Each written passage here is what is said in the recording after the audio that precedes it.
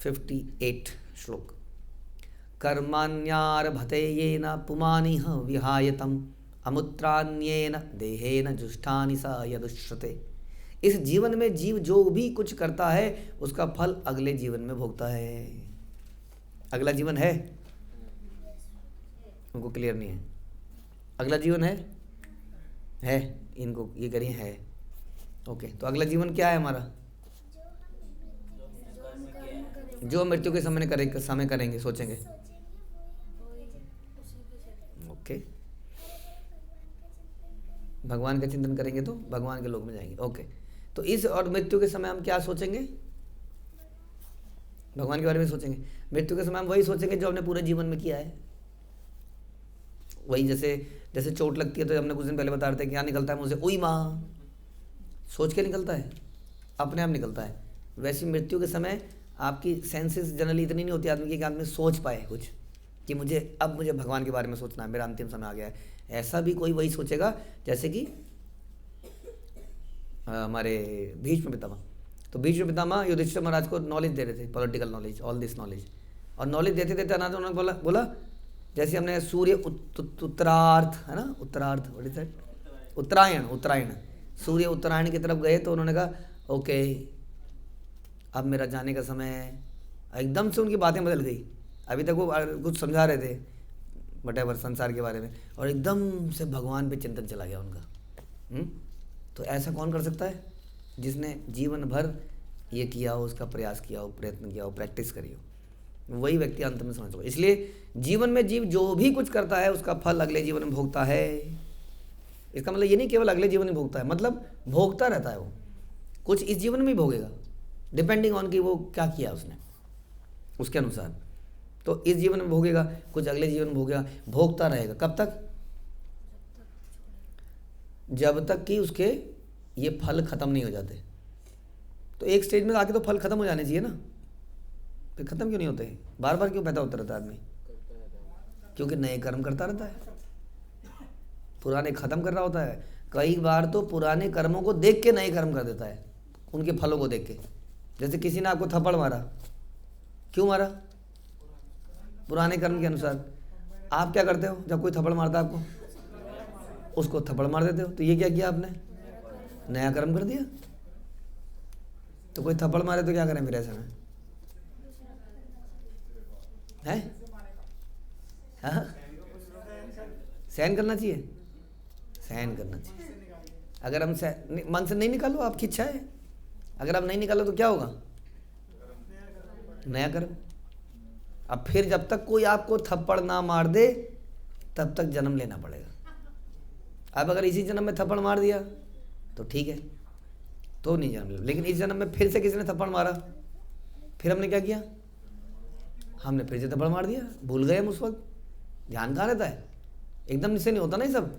अगली घटना 6 महीने 1 साल बाद होगी, हम तो अगले दिन भूल जाते हैं प्रवचन में क्या बोला। तो 1 साल बाद हम फिर भूल चुके थे कि ऐसा भी कुछ हो सकता है। तो किसी ने मारा, हमने फिर से मार दिया। हाँ, तो इस प्रकार से अब जीवन के मृत्यु अंत समय आ रहा था, बुढ़ापा, बूढ़े मारे आदमी को कौन थप्पड़ मारेगा? मारता है कोई? हाँ, अब थप्पड़ मारा नहीं तो एक थप्पड़ पेंडिंग रह गया मृत्यु के समय तक। तो अब क्या होगा? अब उसको केवल वो थप्पड़ को खाने के लिए दोबारा पैदा होना पड़ेगा। ये भगवान का हिसाब किताब है। ये तो एक थप्पड़ है। हमने तो एक ऐसे कितने कर्म हम डेली करते रहते हैं। कोई कुछ नहीं करता तो खाना तो खाता ही है। जितना वो खाना खा रहा है उसमें भी जीवों की हत्या हो रही कि नहीं? हाँ, गेहूं का दाना अगर ज़मीन पे उगाएंगे तो क्या है उसमें? उसमें जीवन है कि नहीं? गेहूं के दाने में हाँ, क्या जॉन बढ़िया से वो निकल आती है ना, हरे हरे। वो जीवन कहाँ जाते हैं? सारा हमारे पेट में। तो इस प्रकार से हम रोज ही कुछ ना कुछ रिएक्शन प्राप्त करते हैं। इसका फल भी देना पड़ेगा। हमें भी गेहूं बन के आना पड़ेगा, हमें भी चक्की में पिसना पड़ेगा, और फिर हमें कोई खाएगा। तो क्या करें फिर? खाएं भी ना, आप क्या करें? भगवान को ऑफर करके खाएं, कृष्ण की प्रसन्नता के लिए करें। जब हम ऐसा करेंगे तो हमारा अगला जीवन समाप्त हो जाए। लेकिन उस व्हाट अबाउट दैट थप्पड़, प्रभु जी, उसका क्या होगा? थप्पड़ से क्या होगा? थप्पड़ भी समाप्त हो जाएगा। यदि हम भक्ति करेंगे तो थप्पड़ का रिएक्शन भी समाप्त हो जाएगा। क्लियर है जी? तो इस प्रकार मनुष्य नहीं जानता कि एक शरीर से दूसरे शरीर में कैसे संबंध है, या कैसे संभव है कि जीवन में किए गए कर्मों का फल वह अगले जीवन में प्राप्त होने वाले शरीर में भोगे।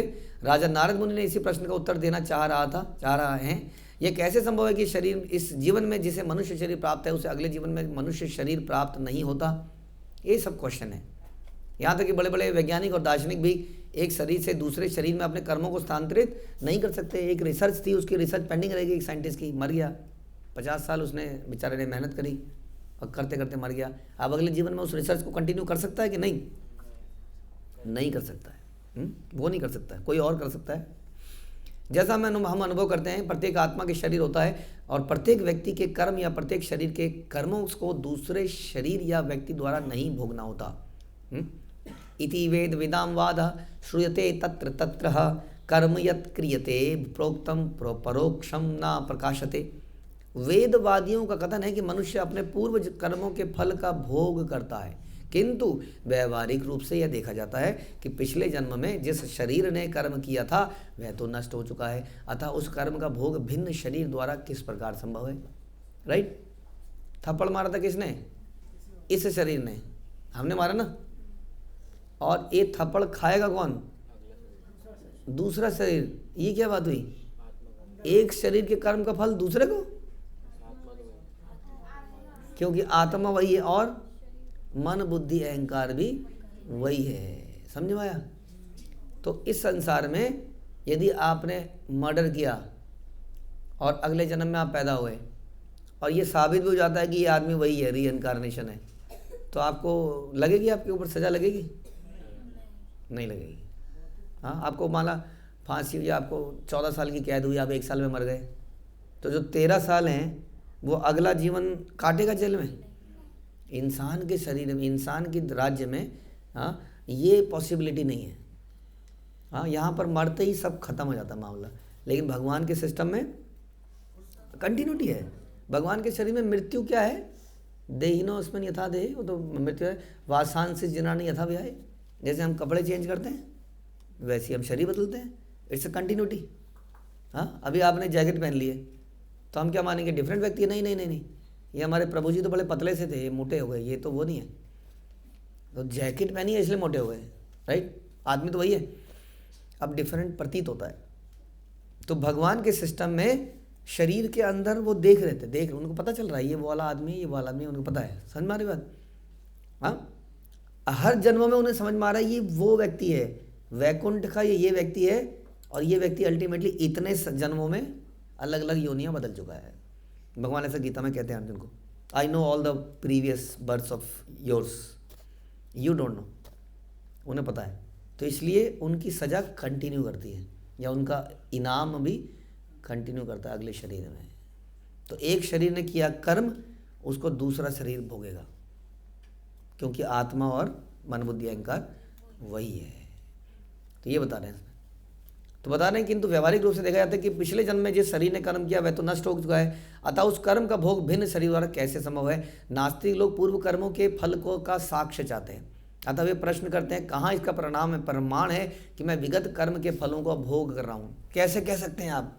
किसने बोला ऐसा? जो इंसान करता है वही भरता है इस जीवन में, लोग ऐसा कहते हैं। कहते हैं ये सब दकियानुसी बातें हैं कि पूर्व जन्म का कर्म इत्यादि। अब आपको कोई ऐसा बोले, आप इसको साबित कैसे करोगे कि नहीं पिछले जन्मों का कर्म भी होता है कुछ? कैसे साबित करें इसको, बताइए जी। कोई अमीर है गरीब है, ओके, या मतलब कह रहे हैं अपने मेहनत से मैं अमीर हुआ, अपनी मेहनत से कर्मों से तुम गरीब हो। ये कह रहे हैं कोई पैदा ही लखपति करोड़पति के घर में हुआ और कोई बेचारा सड़क पर हुआ। तो आप कहेंगे ठीक है जी, जो सड़क पर हुआ वो अपनी मेहनत करके करोड़पति बन जाए, वो तो आपके कर्म है, जो अभी वो बन जाए, उसको छोड़ दो। अभी हम ये क्वेश्चन कर रहे हैं आपसे कि ये क्यों हुआ उस बच्चे के साथ कि वो करोड़पति के यहाँ पैदा हुआ और वो एक झोपड़पट्टी के यहाँ पैदा हुआ, क्यों हुआ? ये पूछ सकते हैं कि नहीं हम उनसे कि क्या मतलब, ये कोई तुक्का है क्या? इसका आंसर तो दे दीजिए प्लीज़। कोई तो तुक्का है या क्या है? आप तो ये संसार तुक्के से चलता है, इसका मतलब कोई तो लॉजिक होना चाहिए ना। जब संसार बड़ा लॉजिकल है कि नहीं? कोई चीज़ लॉजिकल दिखती है आपको? जन्म मृत्यु जरा व्याधि, एवरीथिंग वेरी लॉजिकल। पूरी क्रिएशन है, एक एक नियम बड़ा वेरी लॉजिकल। तो ये कैसे मान लें हम कि कोई व्यक्ति तुक्के से कहीं पर पैदा हो गया? हाँ, ये कैसे मान लें हम कि कोई इंडियन पैदा हुआ, कोई अमेरिकन पैदा हुआ? हाँ, अमेरिका में ही गिरा जाके और हम यहाँ पे आए, ऐसा क्यों हुआ?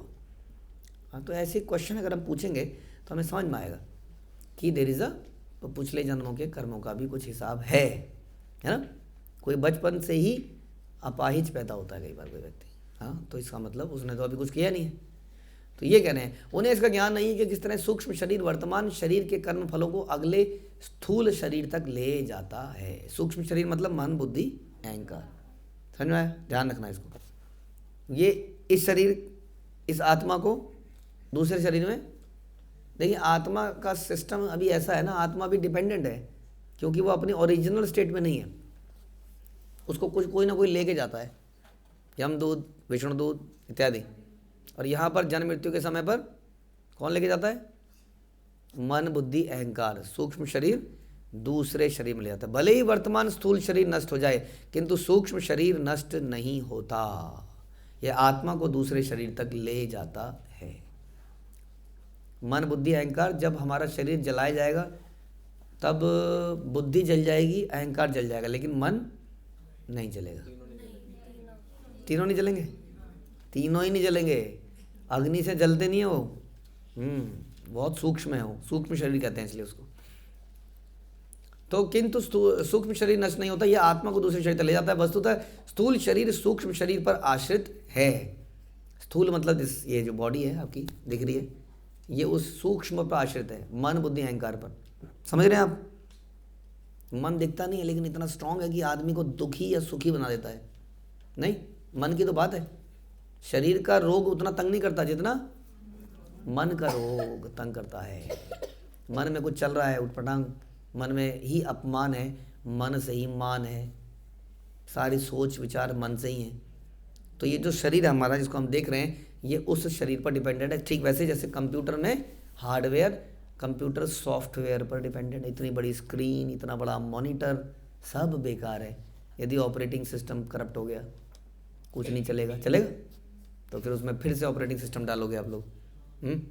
इसी प्रकार से तो वस्तुतः स्थूल शरीर सूक्ष्म शरीर पर आश्रित है। अतः अगला स्थूल शरीर सूक्ष्म शरीर के अनुसार सुख या दुख उठाता है। आत्मा तब तक सूक्ष्म शरीर द्वारा ले जाया जाता है जब तक वह स्थूल भौतिक बंधन से मुक्त नहीं हो जाता। तब तक वो कभी उसका जो मन है, बुद्धि है, वो उसको कभी इस शरीर में घुसाएगी, कभी इस शरीर में घुसाएगी, कर्म के अनुसार। और इस प्रकार से वो शरीर बदलता रहेगा। तथा देहांतर प्राप्ति धीरस्तत्र न मुह्यते। धीरस्तत्र न मुह्यते तो ठीक है, लेकिन सोचना तो पड़ेगा ना। आप कहोगे प्रभु जी भगवान कह रहे हैं क्यों टेंशन लेते हो, धीरस्तत्र न मुह्यते, ये तो होता ही रहता है। अरे इसका मतलब है रोना धोना मत करो, लेकिन ये तो सोचो कि मैं अगले शरीर में गया, फिर से मेरा जन्म होगा और फिर से मेरी मृत्यु होगी। मृत्यु अच्छी लगती है आप लोगों को? नहीं ना। लेकिन ये मृत्यु हमने कितनी बार झेल ली होगी अपने जीवन में? बताइए, कितनी बार मर चुके होंगे आप लोग? पता नहीं, कोई काउंट ही नहीं है। और फिर एक बार मरने को हम अगले शरीर में जाएंगे। तो समझदार व्यक्ति इसको सोचता है, चिंतन करता है और फिर कुछ ऐसे कर्म करता है ताकि वो दोबारा पैदा ना हो। हाँ, इस सूक्ष्म शरीर को त्यागने की आवश्यकता है। समझ में आया? जब तक हम ये नहीं करेंगे तब तक हम बार बार आते रहेंगे। और इस सूक्ष्म शरीर यानी कि मन, बुद्धि, अहंकार, इसको कब त्याग सकते हैं हम? मतलब कौन सी ऐसी स्थिति आएगी, माना आप भक्ति कर रहे हैं, कौन सी ऐसी स्थिति आएगी अब ये खत्म हो गया? जब हमारे कर्म का फल, चलो भगवान खत्म कर ही देते हैं। जब हमारी इच्छाएं, तो इच्छाओं से आदमी कर्म करता है। जब हमारी भौतिक इच्छाएं शून्य हो जाएंगी, इसलिए कहते हैं अन्य विलासिता शून्य। शून्य होने पर ही यहाँ पर जो कलेक्टर लोग हैं, वसूली करने वाले लोग, भौतिक माया देवी के सारे लोग, वही तभी जाने देंगे। ये वैसा नहीं है कि आपने बैंक से लोन उठाया और भाग लिया कहीं पर। यहाँ पॉसिबल नहीं है, यहाँ भागने नहीं दिया सकता। जब तक अकाउंट जीरो नहीं होता तब तक माया के लोग इस सूक्ष्म शरीर को नहीं छोड़ेंगे। बाकी काम ये सूक्ष्म शरीर अपने आप करेगा, एक शरीर से दूसरे शरीर में ले जाने के लिए। इसलिए हमें अपनी इच्छाओं को क्या करना है, कृष्णमय बनाना है, नहीं तो बार बार जन्म मृत्यु के चक्कर में हम पड़े रहेंगे। हरे कृष्ण। श्रील प्रभुपाद की जय। ग्रंथराज श्रीमद् भागवतम की जय।